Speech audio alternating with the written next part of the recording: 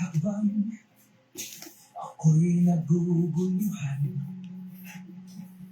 tulad ng hangin, ako'y nawawala. Hey, God's morning mga kapatid. Today po is Saturday. No? Ngayon po ay araw ng Sabado. No? At ngayon po ay May 9, no? 2026. At sa oras at araw na ito, sa ating pong pagpapatuloy ng ating God's morning, no? Ay tutungo po tayo sa John chapter 20 verse 21. At ito ay isa sa mga popular na scripture, no, sa ating. At sa araw at oras na ito ay tutunghayan po natin ito at ng scripture na ito at pamagatan nating peace, power, and purpose. No? You are His representative. Ano ho? Ano nga ba ito? At bakit nga ba tayo representative ng ating Panginoon?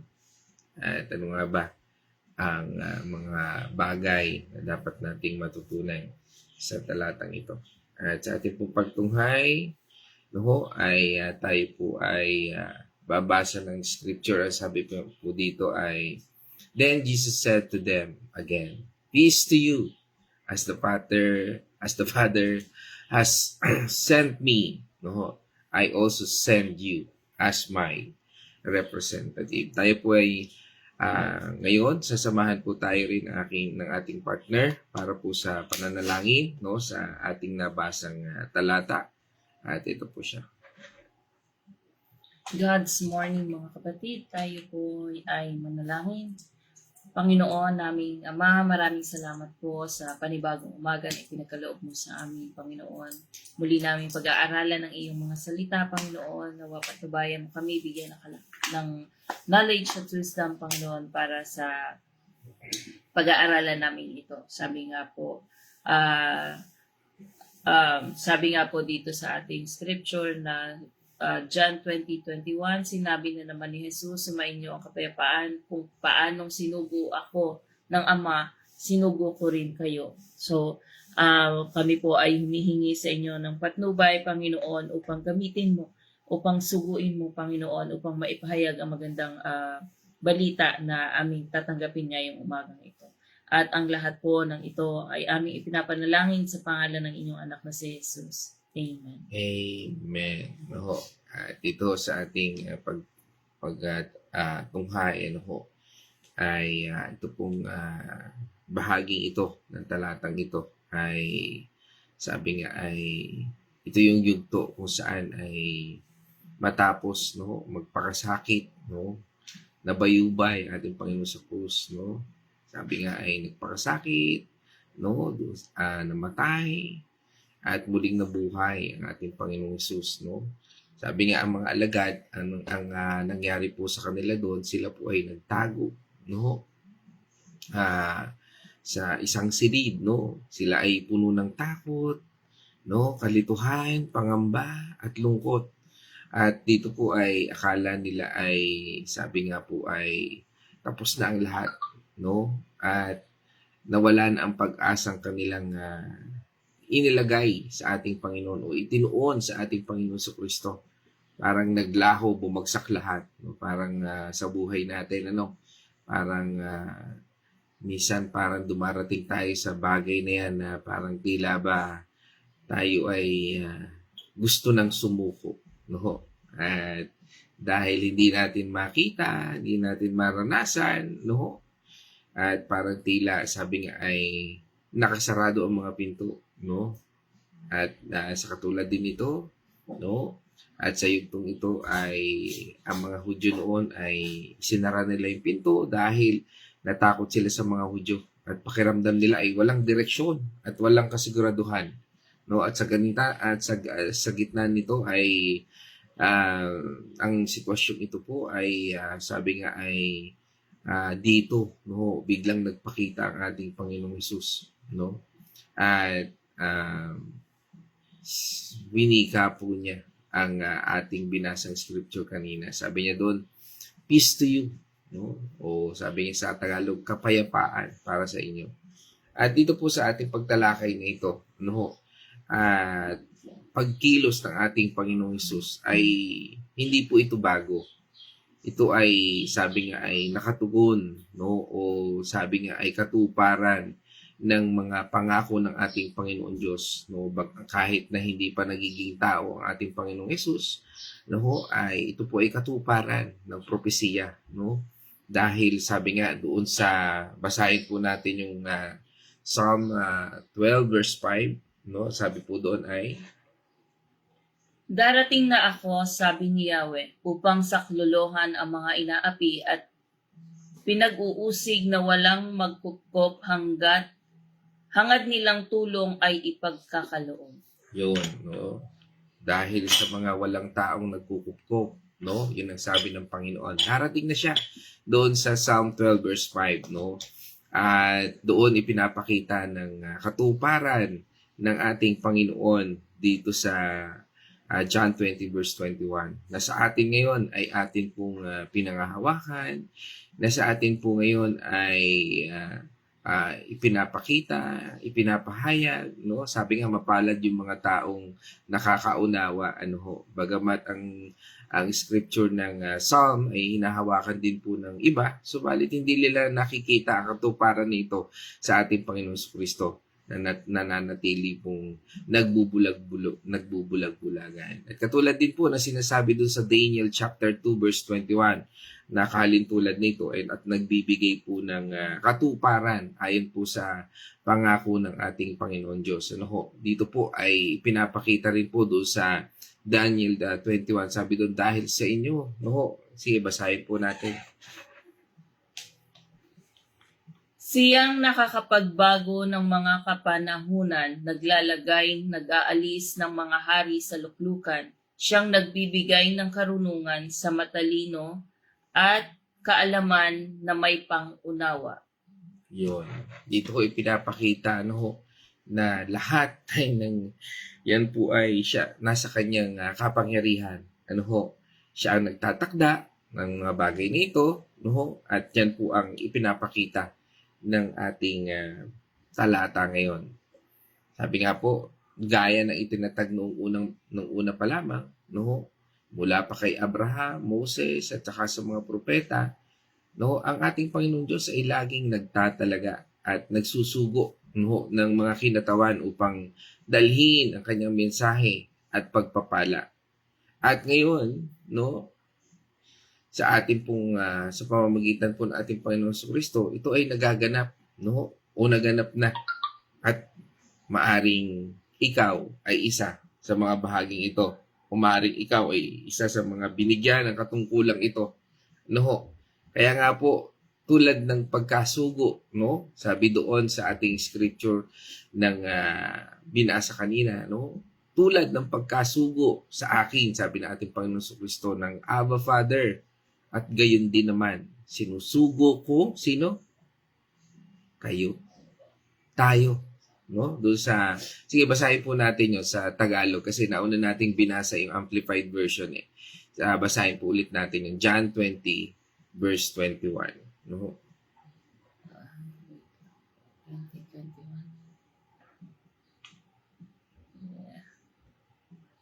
Sinabi naman ni Jesus, sumainyo ang kapayapaan, kung paanong sinugo ako ng Ama, sinugo ko rin kayo. Yun. Please notice that, sabi doon, kung paano ako isinugo ng Ama, ganun ko din kayo isinusugo ngayon sa iyong buhay bilang isang Kristiyano. Paano ka ba? Paano ba nakikita si Kristo sa buhay mo ngayon? At paano ka humahakbang sa pagkakatawag sa iyo ng Panginoon? Ito po ay katumbas at katugma ng sinasabi po doon sa John 17 verse 8. Sabi po doon ay, dahil itinuturo ko sa kanila ang mga aral na ibinibigay mo sa akin at tinanggap naman nila, natitiyak nilang ako'y tunay na galing sa iyo at naniniwala silang ikaw nga ang nagsugo sa akin. Amen. Kaya nga po, napakahalaga po ng pag-aaral ng salita ng Panginoon Diyos. Dahil kung walang pag-aaral ng salita ng Panginoon Diyos, wala po tayong maipapahayag sa mundong ito. Maaring ang ipinapahayag pa rin natin ay ang mga kaugalian, ang nakikita nating kultura sa paligid natin, o ang mga bagay na makamundo. Ibig sabihin po niyan, nananahan pa rin tayo sa mundong ito, hindi sa kanyang salita. Nakikita po natin, ibig sabihin po nito.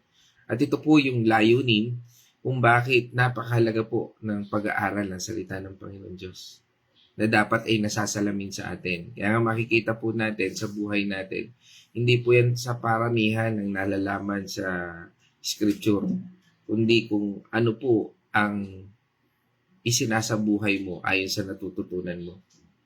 Ito po yung mga binagong buhay ng Diyos, na bagong buhay dahil sa salita ng Panginoon Diyos. Hindi dahil sa paligid mo, hindi dahil sa kultura. Sabi nga, kahit ilang beses mong palitan ang pastor mo, o magpatalon-talon ka ng church, kung ikaw naman ayaw mong mabago, hindi mangyayari ang pagbabago sa buhay mo. Hindi mo mararanasan kung ano ang pinagagawa sa iyo ng Panginoon. Kaya nga mga kapatid, sa buhay ng mananampalataya, mahalaga po ang kaugnayan nito na ibinibigay sa ating kapayapaan, kapangyarihan at purpose ng ating Panginoon Diyos ayon sa layunin na itinakda ng ating Panginoon. Sabi nga, nakaugnay pa rin yan sa atin sa Great Commission. No? Ano nga ba sabi sa atin doon ng Great Commission? Matthew 28 verse 19 to 20.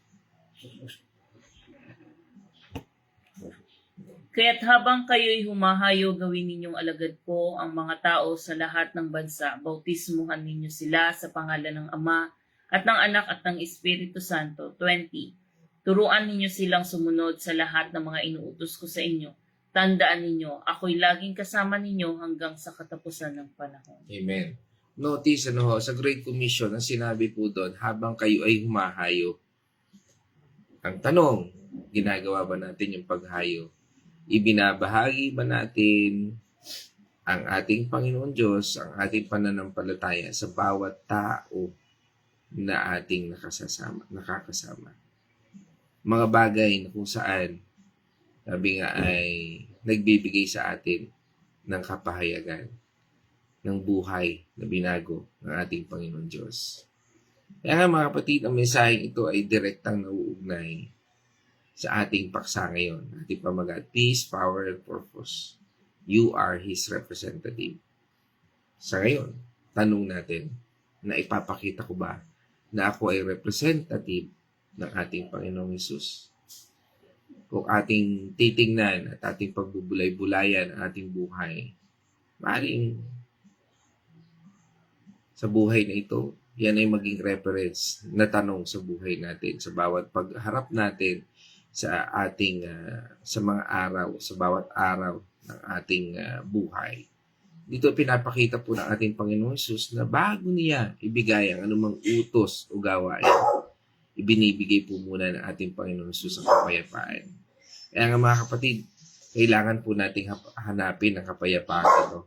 At ito po yung pundasyon. Pagkatapos, sabi nga, ibinahagi ng ating Panginoong Hesus ang autoridad, ang kapangyarihan na galing sa Abba Father, sa ating Diyos Ama. At sa huli, binigay po niya ang ating layunin. Nang tayo po ay isugo at maging tunay na kinatawan ng ating Panginoong Kristo dito sa lupa. Sabi nga, yan po yung una. Kaya nga sa bawat gagawin po natin, dapat may kapayapaan po tayo na nanggagaling sa Diyos. May layunin tayo. Bagamat kung minsan ang ating hakbang ay sa mga bagay na hindi natin nakikita, dahil lang sa pananampalataya, dapat may malinaw po na meron po tayong kapayapaan na bago tayo humakbang sa anumang desisyon na atin pong patutunguhan. Sabi nga, uncompromised po dapat yan. Hindi pa bago-bago. Kaya nga po sa buhay ng isang tao, dapat meron tayong malinaw na direksyon, malinaw, Sabi nga, uncompromised.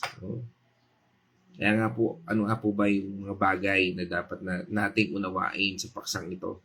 dapat nating malinaw, no, na naiintindihan ang pagpapakita ng ating Panginoong Jesucristo. Ngayon sa ating panahon, parang tayo ay katulad din ng mga apostol noon. Minsan tayo nalilito, naliligaw, natatakot sa hamon ng buhay, at minsan hindi natin napapansin o minsan nakikita natin ang Panginoon, naririnig natin sa mga oras na ito, sa ating pong pagbabasa ng Biblia, sa ating pagtunghay, pakikinig, at sa ating pong sama sa mga gawain na katulad na ito, bagamat online, ito po ay nagpapakita sa atin, nagpapahayag ang ating risen Lord, ang ating buhay na Diyos, ay nagpapakita, bumibisita siya sa atin upang ibahagi at ipakita ang katotohanan ito. Ito po yung pagtupad po, ng buong puso, katotohanan at misyon ng ating Panginoon Diyos na nakabase sa pangako mula pa sa simula. Kaya nga mga kapatid, ang ating mga ginagawa ay dapat nakabase kung ano sinasabi ng Biblia. Hindi lang ito simpleng pagbati ang ating tinatalakay na ito, kundi isang banal na tawag at pagtupad sa pangako ng ating Panginoon Diyos o sa mga plano na ipinakita ng ating Panginoon Diyos noon pa man, kahit nung Old Testament pa. At dito po matututunan natin, kung paano tayo binigyan ng ating Panginoong Hesus ng kapayapaan, kapangyarihan at layunin bilang kanyang kinatawan dito sa lupa. At kung paano tayo po nakakasama sa dakilang plano na ito para sa katawan. Very exciting po, dahil tayo ay kabilang sa planong ito. Kaya nga po dito sa ating pagtalakay sa ating talatang ito, ay sa unang bahagi sabi nga doon, peace to you, kapayapaan. At yan po dapat lagi nating hanapin sa anumang yugto na ating natahak. Kapayapaang nagpapatahimik at nagkakasundo. Yan po yun. It will silence yung unos ng buhay natin, mga storms na ating kinaharap, at through this, nagkakaroon po tayo ng unity. Ito po ay kapayapaan na galing mismo sa ating Panginoon Diyos. Sabi nga doon, peace with God. Dahil sa sakripisyo ng ating Panginoong Jesucristo, dito po tinanggal na yung hadlang ng kasalanan. Sabi nga, nagkasundo na tayo at pinawalang sala sa pamamagitan ng pananampalataya. Kaya nga po meron na tayong kalayaan na lumapit sa Panginoon kung tayo ay tumanggap na sa Panginoong Jesucristo. Tinanggap na natin siya bilang Panginoon at tagapagligtas. Yan po yun. Peace of God. Ito ang nagpapatatag ng ating puso, nag-aalis ng takot at nagpapanatag sa atin kahit may mga pagsubok. Tayo ba ay madaling matakot pag may pagsubok? Tayo ba ay madaling mataranta pagka mayroong mga pagsubok? Tandaan po natin, lagi natin kasama ang Panginoon Diyos. Dahil ang una ibinibigay sa atin ng Panginoon Diyos ay ang kapayapaan bago ang anumang utos na gawin. Minsan yung delay sa buhay natin, kasi ang gusto ng kaaway madaliin tayo. Pakita sa atin, mahuhuli ang Diyos mo. Hindi. Minsan, yung delay na yan may purpose. Yung mga delay na yan, minsan sa buhay natin, andyan yung sakit, ba't ka binigyan ng sakit? Bakit baka hindi tayo binibigyan ng Panginoon Bakit inaalaw ng Panginoon Diyos yung sakit, yung circumstances? May purpose kasi ang Panginoon At bibigyan tayo ng kapayapaan ng Diyos bago ang anumang utos na dito sa bahagi nito. At habang natataranta ka, habang ikaw ay nararatel, yan yung proseso naman na ginagawa ng Panginoon Diyos upang palambutin ang puso mo. Dahil ayaw ng Panginoon Diyos na pusong ligalig, takot, walang tiwala sa Kanya. Dahil ang gusto ng Panginoon Diyos, magkaroon tayo ng puso na punong-puno ng pananampalataya at tiwala sa Kanya. Dahil hindi po natin maayos ang ating paglilingkod o maipagtatanggol ang ating Panginoon Diyos kung hindi muna natin alam na tayo ay pinatawad, minamahal, at may kapayapaan kasama ng ating Panginoon Kristo. Kaya nga kung hindi ka na-attend ng Bible study, hindi mo maintindihan ito. Yung mga kapayapaan na yan. Talagang lagi kang taranta, lagi kang balisa. Ganyan po mangyayari sa buhay natin. At ang kapayapaang ito ay, sabi nga ay, ito yung kaligtasan at lakas na ibinabahagi din natin sa iba. Kung bakit tayo ngayon nakakapagpahayag ng salita ng Panginoon Diyos ay dahil sa kalakasan yan. Dahil sa purpose na yan. At dahil yan sa plano ng Panginoon Diyos. At kabilang tayo sa plano niyan. Sa tuwing tayo ay tinatanggap natin yung panawagan ng Panginoon Diyos, nagiging kabilang po tayo sa plano ng Diyos. Kaya nga wala tayong kayang ipagmalaki dahil lahat ng ating sinasabi, lahat ng ating ginagawa, lahat ng ating nangyayari sa buhay natin, ay bahagi po yan ang plano ng Diyos. At doon sa sumunod na talata, sabi doon, as the Father sent me, ito po yung modelo ng misyon.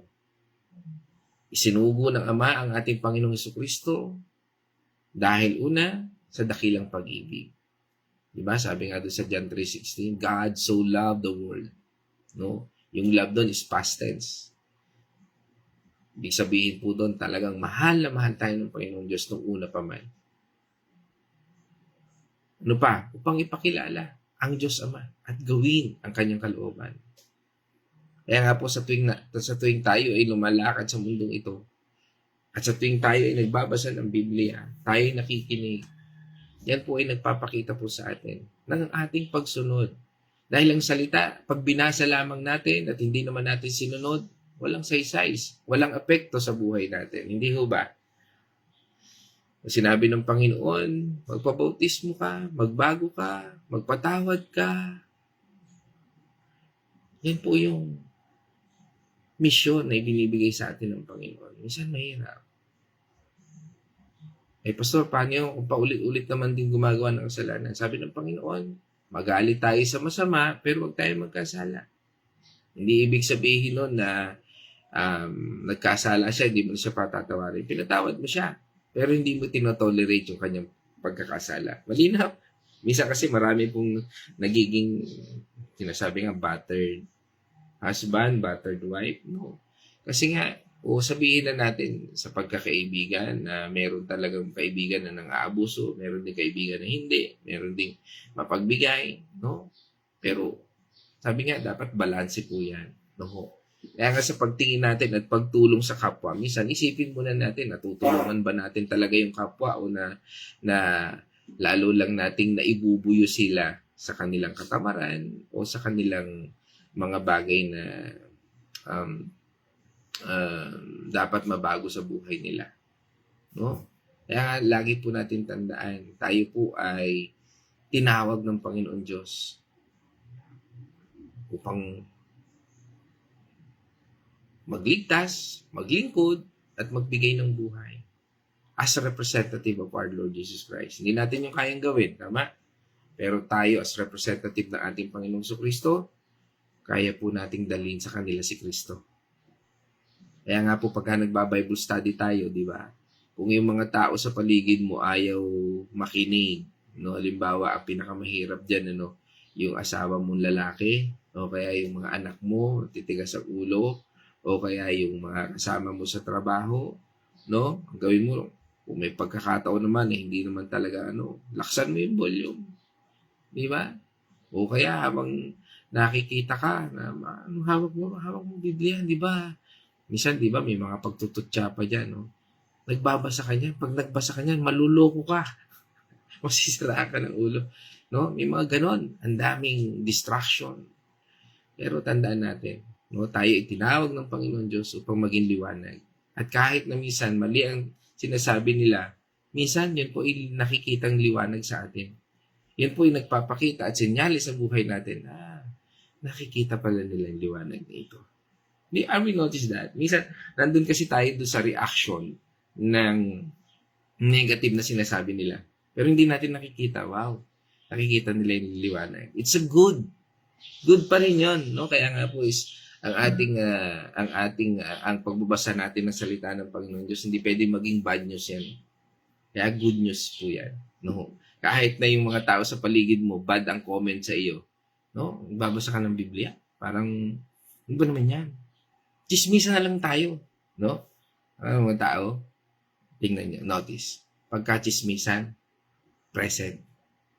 No? Pagka wala sa kanila yung salita ng Panginoon Diyos. Pero pagka salita ng Panginoon Diyos, very minimal lang.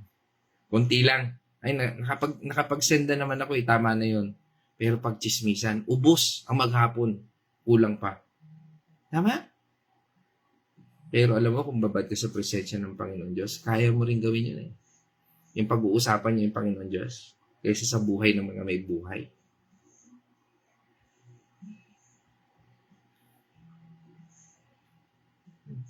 Notice ourselves. Tingnan po natin yung buhay natin.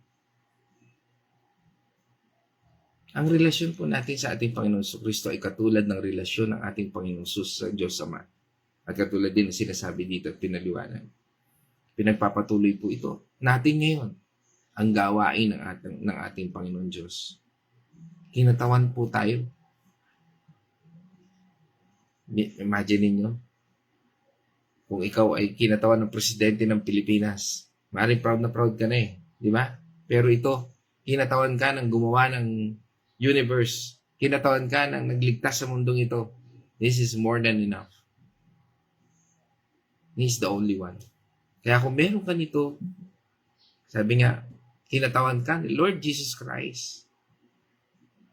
Ginagawa mo yung kanyang kalooban.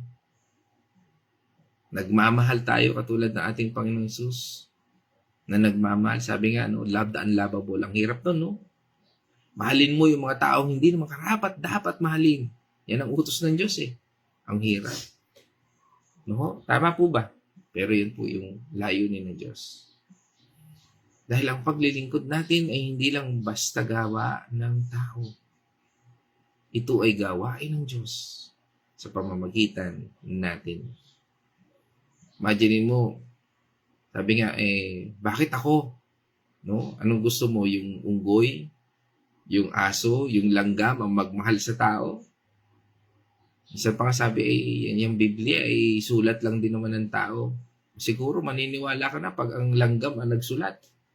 Ang tanong doon, maintindihan ba ya? And that is minsan yung the word common sense. Ang hirap intindihin dahil ayaw intindihin. Tama po ba? Kaya minsan yung tao, pag tinatawag na ng Panginoon Diyos, hindi rin niya maintindihan. Bakit? Nananahan siya sa kanyang emosyon at sa kanyang pagdududa at takot. Again, I will remind everyone, again, na lagi nating inaano nitong linggong ito. Ang kalaban natin ay hindi ang demonyo dahil nagapi na yan ng Panginoon. Yes, nandyan siya. Pero talo na siya. Lagi natin dapat nasa isip yan. Alam niyo kung ano nagpapatalo sa buhay ng isang tao? Fear and doubt. Pag ikaw ay natakot, kapag ikaw ay nagduda sa anumang layunin ng Diyos, pinapapasok mo si Satanas sa buhay. Kaya nga doon, sa huling bahagi, sabi doon, I also send you as my representative. Ang utos na ipinadala ng otoridad. Nagiging question kasi minsan yan sa buhay natin. Ako? Paano ko ipadadala ng Panginoon? Ganito ako, ganyan ako. Ang dami nating excuses in life. Matanda na ako, may sakit ako, ganito ako. Lahat yan excuses in life. Pero, ang tanong, bakit ka pinili ng Diyos in spite of your situation? Isn't that amazing? Na kahit hindi ka karapat dapat, pinili ka pa rin ng Diyos. Ibig sabihin, nang isinugo ay mayroong kang autoridad at kinatawan mo siya. You are representative of Him. Hindi ka dinadala ng Panginoon sa lugar mong yan dahil sa qualification mo, kundi dahil sa qualification ni Lord Jesus Christ. Na kahit na in spite hindi ka karapat dapat o hindi tayo karapat dapat, pero pinili tayo ng Diyos. Nawa, maintindihan natin ito. Tayo ay Christ representatives na kapag nagsasalita at kumikilos, dapat nakikita at naririnig ang ating Panginoong Hesus. Dito hawak po natin ang autoridad ng ating Panginoong Hesus. Lahat ng kapangyarihan ay ibinigay sa ating Panginoong Hesus. At ang misyon ay nagpapatuloy. Ano po yan? Magturo, magpagaling, magpatawad at ibalik ang tao sa ating Panginoong Hesus. Kaya nga po lagi nating pinaalalahanan ng ating mga kapatid. Hindi tayo Diyos. Hindi daluyan lamang po tayo ng kanyang biyaya. At dahil dito, gumagana tayo sa pamamagitan ng banal na Espiritu na siyang nananahan sa atin. Kaya nga, napakahalaga po ng conviction. Dapat may conviction ka sa lahat ng iyong ginagawa upang magawa mo mga bagay na ito. Mga kapatid, ikaw at ako, hindi na lang po tayo basta ordinaryong tao. Binigyan po tayo ng Diyos ng pagkakakilanlan, autoridad, at tiwala. Imagine niyo yan. You have the identity of Christ. You have the authority of Christ. You have the trust of Christ. Tayo po ang nagiging tulay upang makilala ng ibang tao ang Creator, ang Godhead, our Father, Lord Jesus Christ, and the Holy Spirit. Dahil nasa atin po ang banal na Espiritu, meron tayong lakas at kakayahang gampanan ang tawag na ito. Pastor, may sakit po ako eh. Pastor, mahina po ako. Pastor, ganito lang po yung aking pag-aralan. Meron mo, tinawag ka ng Panginoon Diyos. In spite of all of that na meron ka ngayon, tinawag ka pa rin ng Panginoon Diyos. And that's the reason para hindi ka mag-excuse. Because your excuses is the purpose of God in your life. Ulitin ko, your excuses is the purpose of God kung bakit kanya tinawag. Kung ikaw ay mahina, siya ay malakas. Kung ikaw ay walang kakayahan, siya ay may kakayahan.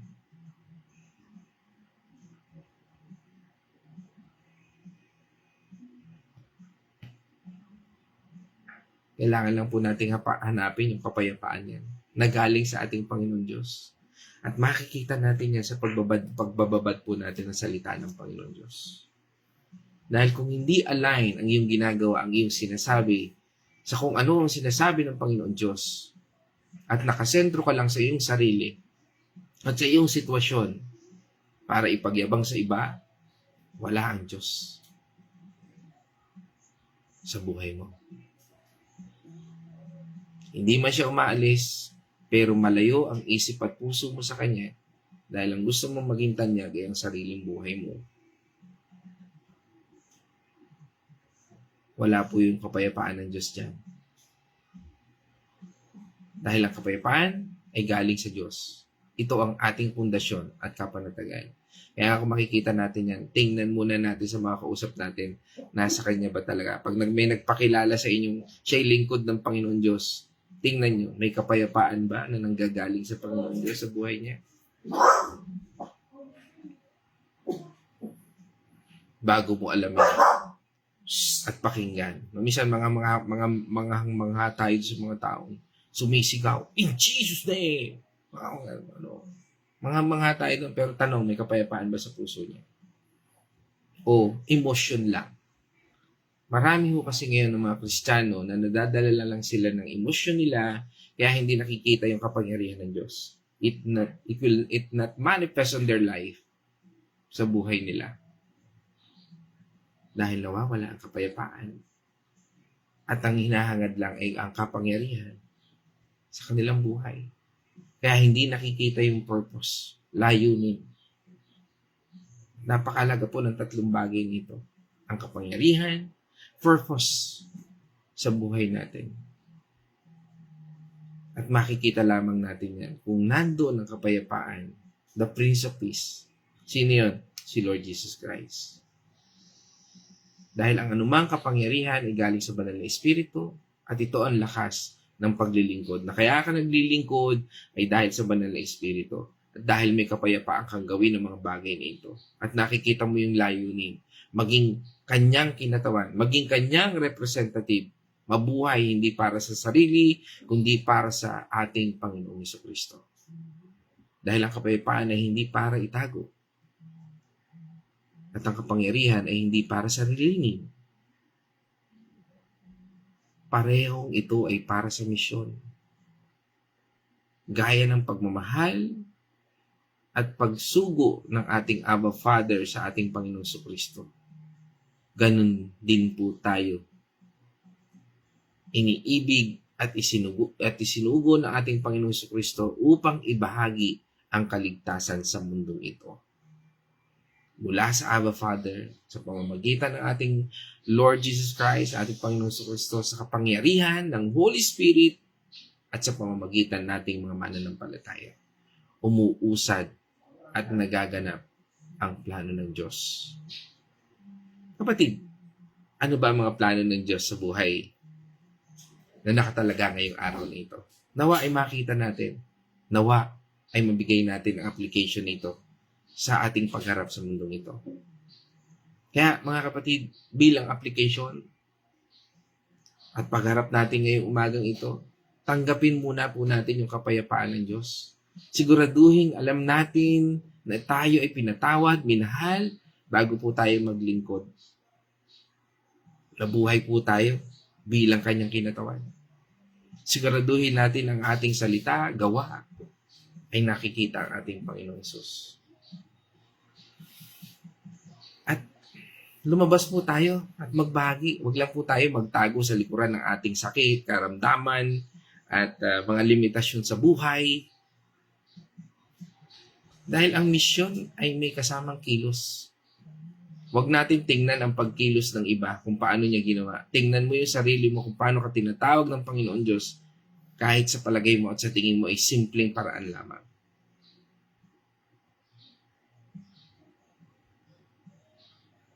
Dalhin ang katotohanan at pag-ibig ng Diyos kahit saan ka man mapunta. Sa iyong workplace ngayon, yan ang gawin natin. Ibahagi natin ang Panginoon Diyos. Sa sino ang makakausap natin, sa saan man lugar tayo pupunta. At huwag po tayong umasa sa ating sariling lakas, kundi umasa tayo sa banal na Espiritu na siyang nananahan sa atin. Hindi po natin ito kaya mag-isa. Tandaan po natin. Magtiwala po tayo sa kapangyarihan ng ating Panginoong Jesucristo na ipinagkaloob sa atin. Kaya mga kapatid, hindi lang po tayo basta mananampalataya. Tayo po ay pinili, inihanda, binigyan ng kapayapaan, at isinugo. Iniibig po tayo ng Diyos. Pinagkatiwalaan ng ating Panginoong Jesucristo at pinalalakas ng banal na Espiritu na nasa atin. At ang pinakadakilang layunin nito, tayo ay kinatawan niya. We are His representative. Kaya nga sa buhay natin, lagi po tayong maging gutom at uhaw sa kaalaman na nagmumula sa ating Panginoon Jesucristo. Huwag po tayong matakot dahil kasama natin ang ating Panginoon Jesucristo. Huwag tayong mag-alala dahil ang kapangyarihan ng ating Panginoon Diyos ay nasa atin. Lumabas tayo at dalhin ang kanyang kapayapaan at katotohanan sa lahat ng mga taong ating makakasalamuhan. Mga kapatid, sa aking pagtatapos, tayo po ay napagpala. At gusto ko lang iwan ang quote na ito sa ating lahat. Binigyan po tayo ng kapayapaan, hindi para itago, kundi para ibahagi. Binigyan po tayo ng buhay, hindi para sa sarilihin, kundi para maging katawan ng ating Panginoon Hesus na ibinigay sa atin. Pinadala tayo, hindi para gawin ang gusto natin, kundi para ipagpatuloy ang gawa ng ating Panginoon Jesucristo dito sa lupa. Dahil ang ating pagkakakilanlan ay nasa ating Panginoon Jesucristo. na punong-puno ng kapayapaan. At ang ating autoridad ay nasa kanyang kapangyarihan na may layunin according to His mission, hindi sa sarili natin, kundi bilang kanyang kinatawan o representative. Purihin natin, Panginoon Diyos. Diyan po magtatapos at ngayon naman tayo tumungo sa Venice Reflection. God's morning po mga kapatid, at sabi nga po dito sa salita na ating napag-aralan ay ito po ay isang paalala na ang kapayapaan ni Kristo ay hindi damdamin lamang, kundi simula ng isang tungkulin. Madalas tayong naghahanap ng kapayapaan para sa sarili lamang natin upang tayo'y maligtas, maging masaya at walang gulo. Ngunit ayon kay Kristo, ang tunay na kapayapaan ay nagtutulak sa atin upang kumilos at tumulong sa iba. Gaya ng paalala ng ating Ama kay Jesus, para maglingkod at maligtas, ipinadala rin tayo ni Jesus para maging daluyan ng pag-ibig at katotohanan sa ibang tao. Hindi kailangang malaki o sikat ang ating mga gagawin. Sapat na ang simpleng pagtulong at pagpapatawad, pagbabahagi ng mabuting balita o pagdamay sa mga nahihirapan at nalulungkot. Yung mga nasa paligid po natin, yun po, o kaya yung pamilya natin, ang unahin po natin, na bahaginan natin ang ating mga natututunan dito sa ating mga ginagawa. Hindi tayo dapat manatiling sarado at nakakulong lamang sa sarili nating buhay. Dapat na tayong lumabas at maging liwanag at pag-asa para sa iba. So dito po ay pinapakita na yung kapayapaan na hinahanap natin ay hindi pansarili lamang, kundi para din makatulong tayo sa iba.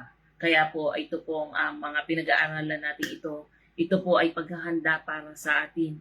Pinihahanda po tayo ng ating Panginoon upang makarinig tayo ng kanyang mga magandang salita, upang tayo ay mabago. Pag po tayo ay nabago, makikita yun ng ibang tao sa nasa paligid natin at may ibabahagi din natin sila.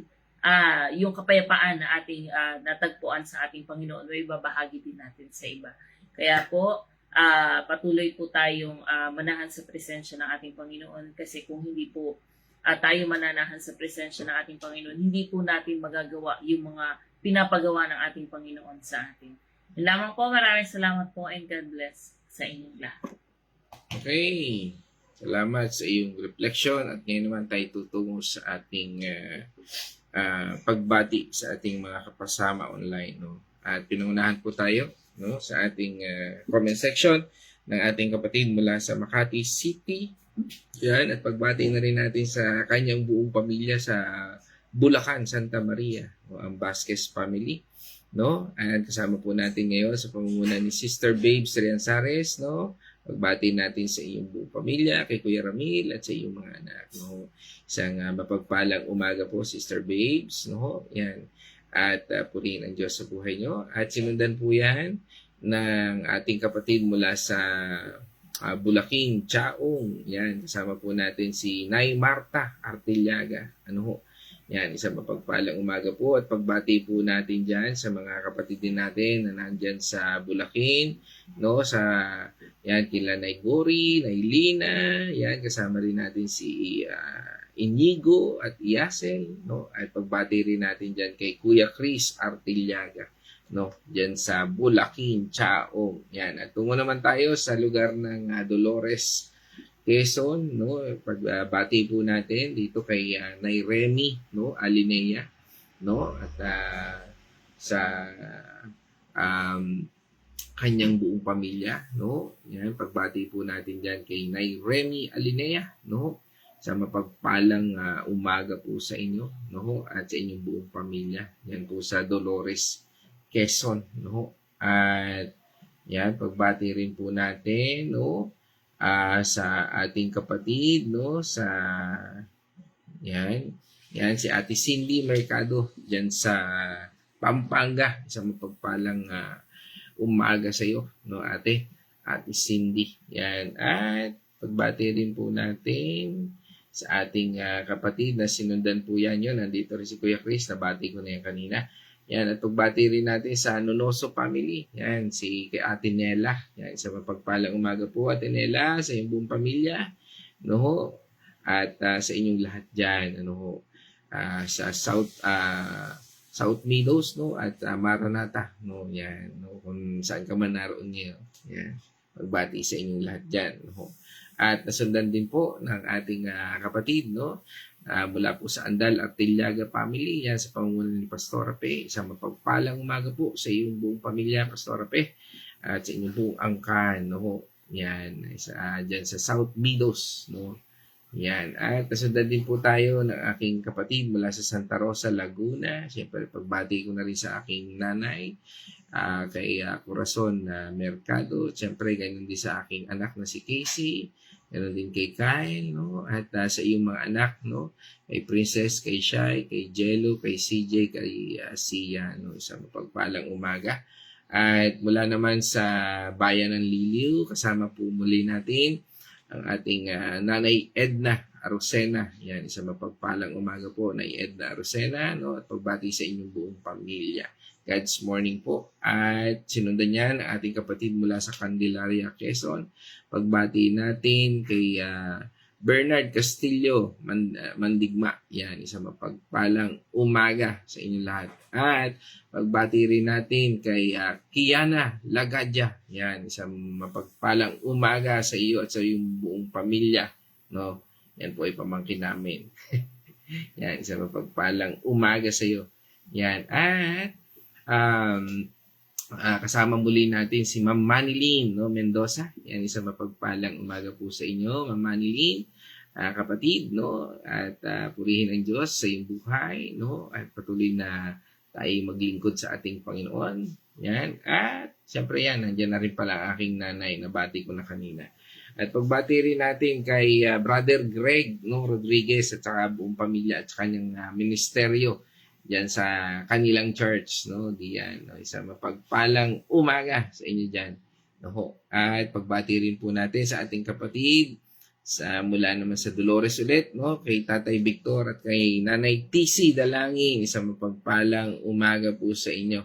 At ngayon din kasama po natin ang nabanggit ko na rin ang dalangin, no? Pagbati rin natin diyan kay Ate Lisel Dalangin at syempre kay Nay Winnie Patual. At mga kapatid, I think lahat po ay nabanggit ko at muli salamat sa ating pakikisa, ano, pakikibahagi sa ating pagsasalo-salo doon sa ating daily devotion.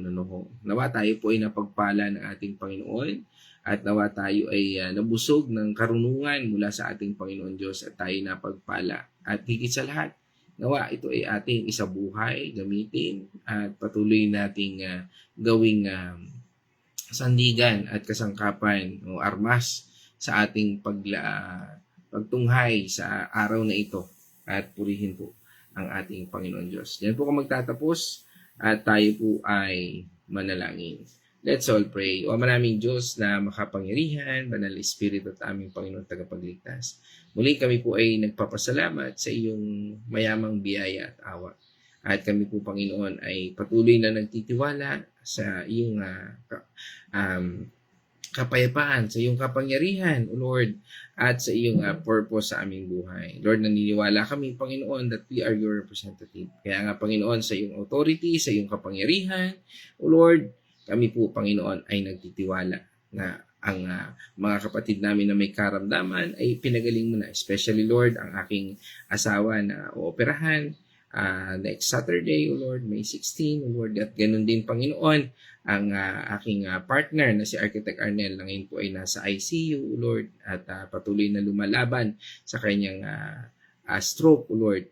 Lord, kami po ay may kapayapaan at kapanatagan, O Lord, na ikaw po, Panginoon, ang Diyos na siyang magpapagaling, maghihilo, magpo-provide ng iyong lahat ng pangangailangan. At kami po ay nagpapasalamat sa iyong dakilang layunin sa buhay ng bawat isa sa amin. Lord, minsan pa, Panginoon, ang iyong kapangyarihan ay mahahayag ayon sa iyong dakilang kapangyarihan at sa iyong layunin. Salamat sa iyong pagmamahal. Salamat, Panginoon, sa iyong pagtatalaga sa bawat isa sa amin. Bigyan mo po kami ng lakas, Lord, na nagmumula lang sa iyo. At ikaw lamang ang makita sa aming buhay. Hindi po kami, At pagkos Panginoon, makita po ang gawain na ipinagkaloob mo sa pangalan ng Ama, ng Anak, at ng Banal na Espiritu. Again, mga kapatid, let us shout the shout of victory. Christ has died. Christ has risen. Christ will come again. And together, we are for Christ. Again, God's morning, everyone.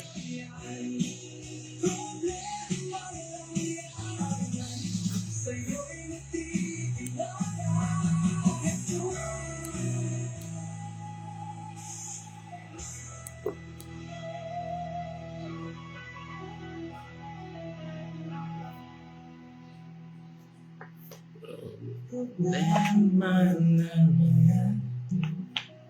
Problema lang yan. Sa'yo'y nagtitiwala, Jesus.